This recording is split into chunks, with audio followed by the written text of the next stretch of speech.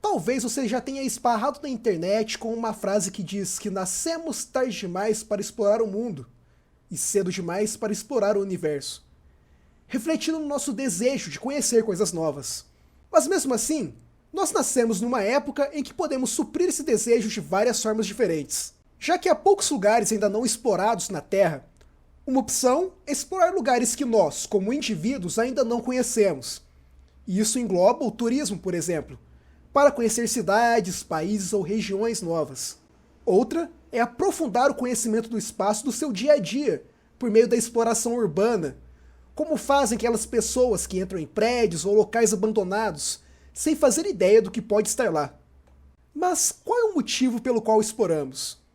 Conhecer algo novo, aprender mais sobre algo, o prazer da descoberta, do novo, é algo que move o ser humano desde sempre. No mundo em que vivemos hoje em dia, essa exploração se estende também para os espaços virtuais. E com isso eu me refiro aos videogames. Isso mesmo, videogames. O ato de explorar é e sempre foi muito importante para os jogos. A possibilidade de conhecer os detalhes e caminhos do mundo que está sendo jogado é algo que motiva e atrai muitas pessoas a se interessarem por um jogo. Liberdade de exploração sempre foi um fator desejado nessa mídia. Os primeiros games eram bem lineares, vá do ponto A ao ponto B, passando pelos obstáculos no caminho. É um sistema divertido, mas muito direto ao ponto, e sem espaço para muita inovação. Mas então, aparecem clássicos como Metroid, Zelda e Castlevania, franquias com uma narrativa igualmente linear, porém em que a forma em que você progride fica à sua mercê. Essas idas do ponto A ao ponto B agora ficam em um mapa extenso, que permite que você escolha para onde vai seguir e como. E muitas vezes esses caminhos alternativos trazem recompensas para o jogador. Zelda 1, por exemplo, permite que você trilhe um caminho livre do começo ao que seria a terceira, a quinta ou a sexta dungeon do jogo. Já Metroid recompensa sua curiosidade de conferir cada beco ou canto com munição ou armas novas. E com essa liberdade, as decisões do jogador ficam bem mais tangíveis. E então, com o decorrer dos anos, chegou a era dos grandes jogos de mundo aberto. Títulos como Skyrim, The Witcher 3 ou Elden Ring, jogos com mundos tão massivos que dão uma sensação de liberdade absurda, em que você nem sabe por onde começar. Eles incentivam a exploração, querem que você desperte o interesse para uma caverna qualquer que você encontra por acaso. E ela, por sua vez, pode te levar para outros lugares desconhecidos do mapa. Nos últimos anos, a exploração livre tem sido diretamente associada aos jogos do gênero mundo aberto e sandbox, que dão as ferramentas e o incentivo para que você saia e participe do mundo em que está inserido. Como nos jogos da Ubisoft, em que só de abrir o mapa você vê uma quantidade imensa de coisas a se fazer. Skyrim tem uma missão bem popular chamada A Night to Remember. Nela é preciso começar um concurso de bebidas com um estranho, que aparece em algum bar do jogo. Em seguida, você acorda no outro dia, sem se lembrar de nada. Então, enquanto você refaz os passos da noite passada, você acaba tendo que brigar com o gigante, pedir desculpa pra uma velha e casar com uma bruxa, e por fim acaba conhecendo um demônio de outra dimensão. Mas nada disso teria acontecido se a vontade de explorar o mapa não te levasse para dentro desse bar qualquer. Num movimento que parecia ser um só porque sim, na verdade acaba sendo bem mais complexo que isso. No fim das contas, não é apenas a sensação de descobrir algo novo que domina esses momentos, mas também a liberdade. Ter consciência de não há limite para onde ir é uma das sensações mais cativantes de um videogame. Mas é claro que isso não acontece sempre. A verdade é que isso varia muito de como cada jogo lida com a exploração do próprio mundo. De qualquer forma, falta um pouco do senso de descoberta definitiva nessas opções. Sejam espaços físicos, como uma praia, um monumento ou qualquer outro ponto turístico, ou virtuais como o mapa de um jogo, todos eles já foram encontrados, vistos ou documentados por outra pessoa. Mas isso não impede que pessoas busquem novas formas de conhecer um espaço. E foi nessa busca de novas formas de exploração que surgiu a flânerie. Flânerie é uma palavra francesa que descreve o ato de passear ou vagar, e se popularizou como um conceito na Paris do século XIX. A cidade, o país inteiro, encaravam uma crescente onda de desenvolvimento após a Revolução Industrial. E nesse contexto, marcado não apenas por mudanças na tecnologia, mas também na mentalidade do público e a sua relação com o trabalho e a cidade, surgiu a figura do flané, presente tanto na literatura quanto nas ruas, que descreve um homem do lazer que usa do seu tempo livre para assumir a postura de um explorador urbano, uma pessoa que vaga distante das obrigações do cotidiano e se dedica a observar a vida urbana contemporânea. Baudelaire foi um dos principais autores a trabalhar com essa figura, o descrevendo como uma peça-chave para entender, participar e retratar a cidade. Uma figura que se mergulha na multidão e emerge dela com uma compreensão profunda das dinâmicas que ditam aquela sociedade. A Flanerie se destaca por um ato aparentemente sem objetivo, andar pelo espaço urbano pelo puro ato do prazer de caminhar e observar. Porém, dentro desse simples ato, o Flané experiencia o ambiente e seu entorno, e observa tanto sua construção estética como a sua lógica de funcionamento, agregando aparentemente nada, mas na verdade está absorvendo em sua consciência todas as características que compõem o mundo em que ele vive, desvencilhado de qualquer apego material. No século XX, Walter Benjamin resgatou essa figura, definindo ele como um ícone da experiência moderna e um objeto de interesse acadêmico até os dias de hoje. E atualmente, a Flanerie ainda é estudada, com novas dinâmicas refletindo a modernidade do novo milênio. E dentre essas dinâmicas novas está a Flanerie virtual.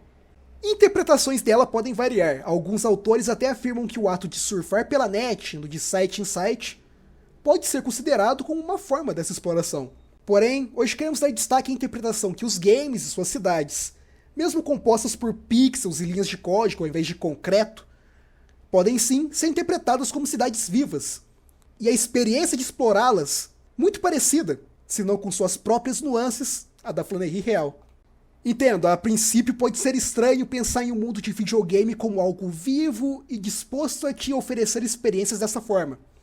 Afinal, são só uns bonequinhos na tela, andando pra lá e pra cá. E essa questão do sem objetivo pode ser um pouco estranha quando se trata de algum jogo. Afinal, se não é pra fazer nada, pra que jogar?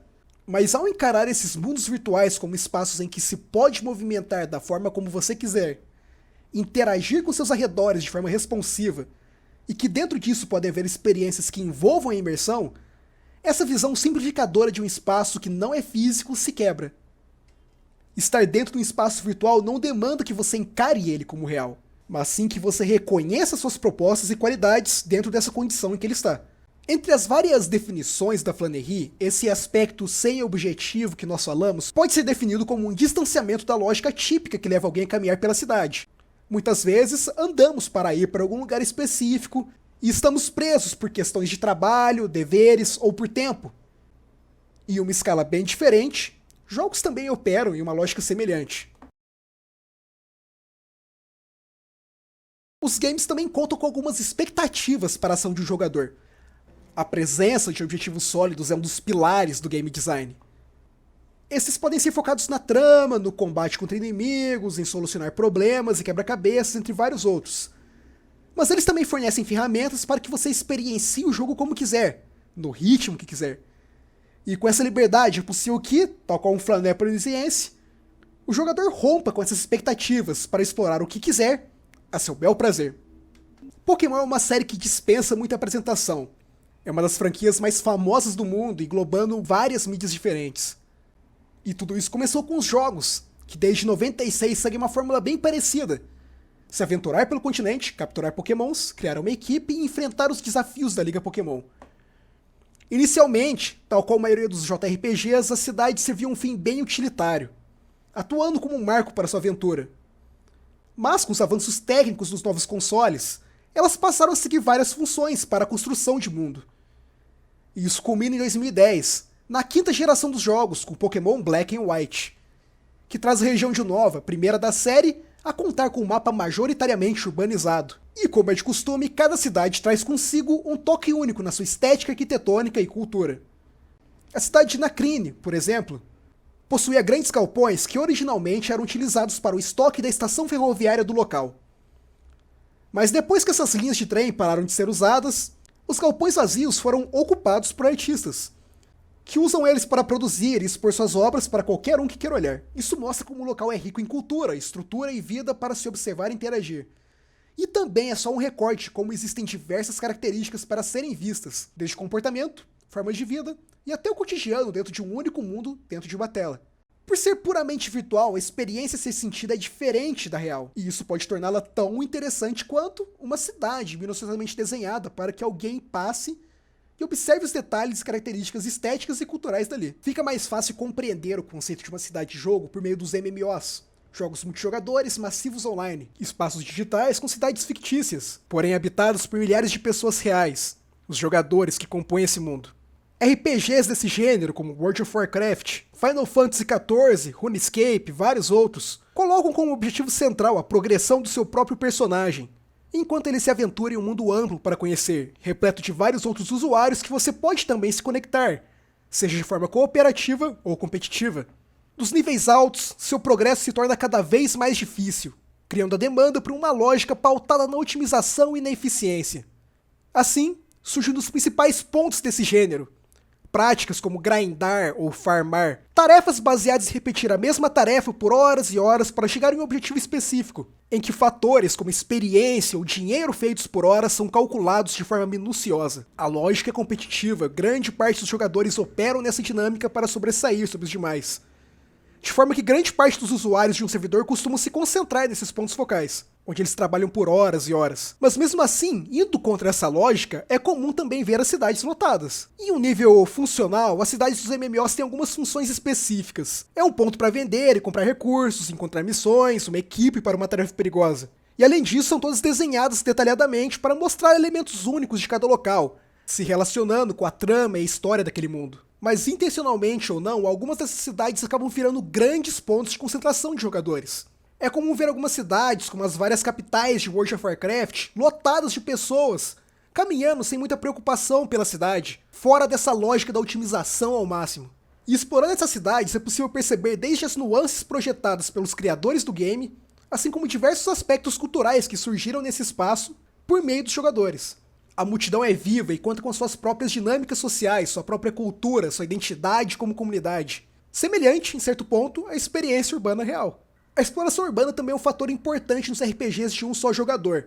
A experiência nesse gênero costuma envolver a exploração por florestas, por cavernas, ruínas e castelos, buscando bater em algum vilão, caçar monstros, achar tesouros ou treinar habilidades. Mas depois disso tudo, a tendência é que você volte para alguma cidade para descansar.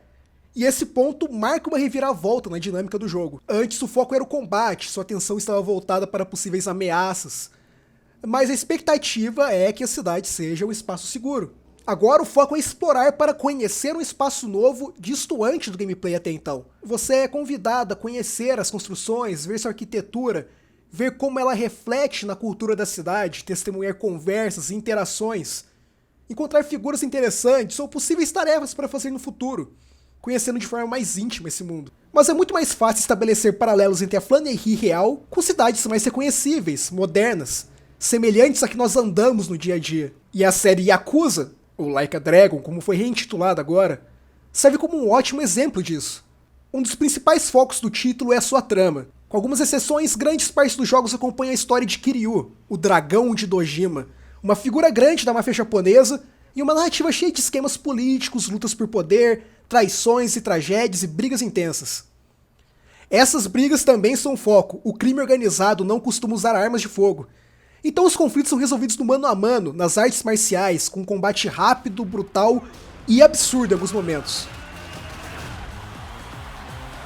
A série Yakuza é conhecida por outro ponto bem contrastante, o modo free roam. Entre as missões e as lutas, você fica livre para explorar a região em que o jogo é situado, o distrito fictício de Kamurocho, em Tóquio, que é, por sua vez, inspirado no bairro real de Kabukicho, considerado uma das regiões mais perigosas do Japão devido à presença do crime organizado. Kamurocho é uma área relativamente pequena, principalmente quando comparado com outros jogos do gênero, como GTA. Mas ela compensa sendo um espaço bem denso e vivo. As ruas são cheias de pedestres, cada esquina ou beco tem uma loja de conveniência, um restaurante. E devido a essa densidade, como ocorre no paralelo real desse bairro, raramente você vê um carro. Então você anda a pé, lentamente e absorvendo seus arredores. E não falta coisa para absorver. Essa exploração da cidade é um dos pontos altos do jogo, permitindo que você coloque seu personagem, uma montanha de músculos, um armário, uma figura notória do crime organizado, fazendo tarefas cotidianas, como passear pelo parque, brincar de autorama, curtir uma discoteca e cantar karaokê, esse em específico provavelmente sendo mais conhecido que o próprio jogo. E o melhor de tudo, a história da série começa em meados dos anos 80 e vai até o ano de 2021. E ao decorrer desses anos você acompanha o desenvolvimento da cidade. Os autoramas e as discotecas, por exemplo, saem da popularidade e começam a sumir nos anos 2000. Prédios antigos são demolidos, reapropriados ou reformados, e lugares novos surgem. Então há um incentivo motivado puramente pela curiosidade, sempre que você começa um título novo da série, de passar alguns minutos para passear pela cidade e ver o que mudou desde então. Você cria um apego emocional com esse espaço, e ao prosseguir pela série, você passa a compreender cada vez melhor como funciona a sociedade nele. Tudo isso evidencia o papel da Flanery como um ato fundamental para jogar o jogo, para conhecer melhor o mundo em que você se inseriu. Todos esses lugares e conhecimentos sobre uma determinada cidade de jogo passariam totalmente despercebidos por um jogador que só seguisse diretamente, fazendo missões que progridem a história. Explorar é necessário para que o jogo seja completamente experienciado.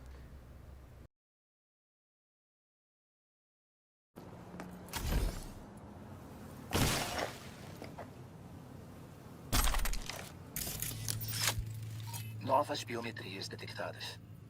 É o quê? Aumentando o volume em 33%. Nova biometria detectada.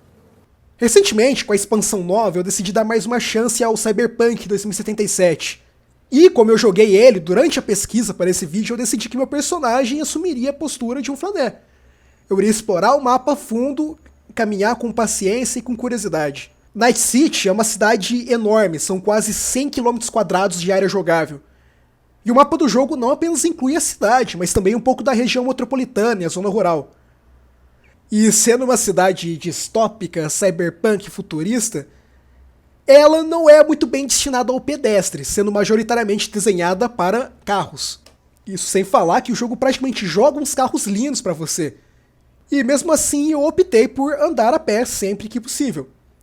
E nisso eu consegui ver com muita mais atenção alguns dos detalhes desse jogo que passaram batidos na primeira vez que eu joguei. O mais óbvio são as sidequests, tem algo para fazer em quase todo canto. Mas também consegui encontrar várias cenas e locais que não teria dado atenção se eu só entrasse num carro e disparasse até meu destino. Isso engloba desde o world building do mundo distópico do Cyberpunk, vendo o contraste entre os bairros corporativos e os mais pobres, assim como alguns simples pontos de interesse. Um exemplo é uma cabine de vidro que fica em uma esquina, não marcada em nenhum ponto do mapa, cheia de árvores, em que quando você entra, a poluição sonora da cidade, o barulho constante, simplesmente some. E isso demonstra um lado essencial para que esse exercício devagar com o objetivo de conhecer funcione. O jogador deve se colocar no lugar do flané, você deve estar disposto a absorver o que está para surgir na sua tela. E lidar com isso, abraçar isso. E acima de tudo, levar a Flanery em conta durante um game pode ajudar o jogador a apreciar mais os seus arredores, ver mais a fundo os detalhes do jogo. Ele pode ter um objetivo principal, ou um foco mais voltado para as outras coisas, como história e combate. Mas exploração por curiosidade, feita de forma paciente, pode te mostrar coisas que você não imaginaria encontrar. E que, por fim, ressignificam a motivação pela qual você joga algo. Afinal, a gente não explora pelo puro ato de explorar, mas também pela felicidade de encontrar algo que a gente nem sabia que estávamos buscando. Consulta de usuário. Especificações técnicas. Arma inteligente. HJKE-11. Com IA integrada. Protótipo. Nome: Capanga.